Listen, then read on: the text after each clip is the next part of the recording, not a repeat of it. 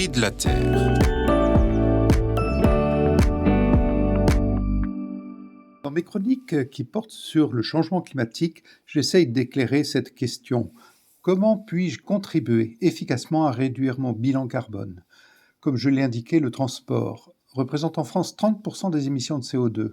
C'est le poste le plus important en termes d'émissions. Parmi elles, plus de la moitié provient des déplacements des Français. Les grands enjeux pour réduire notre empreinte carbone dans les transports sont 1. La limitation de nos déplacements en voiture ou en avion, 2. L'utilisation en priorité des transports en commun et 3. Le remplacement des voitures thermiques par des voitures électriques. L'Agence internationale de l'énergie, l'AIE, a publié le 23 avril un rapport sur le développement de la voiture électrique dans le monde. Il devrait permettre de réduire considérablement les émissions de gaz à effet de serre, 2 milliards de tonnes de CO2 d'ici 2035.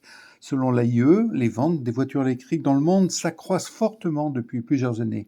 Elles pourraient atteindre environ 17 millions en 2024 contre 14 millions en 2023 et 10 millions en 2022.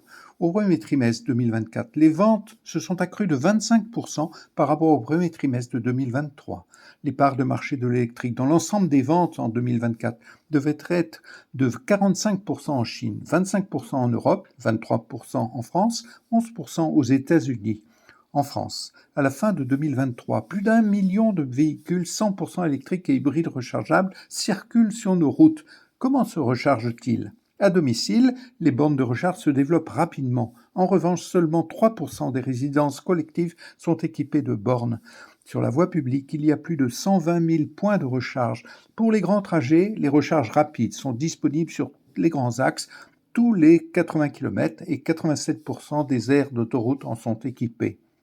Selon ma propre expérience, la voiture électrique permet aujourd'hui de se déplacer où l'on veut, même avec une autonomie de 300 à 400 km. Mais gare, si l'on veut aller loin, on conduit autrement. On ménage sa batterie en limitant sa vitesse, 110 km/h sur autoroute, et on fait des pauses de recharge toutes les 2 heures.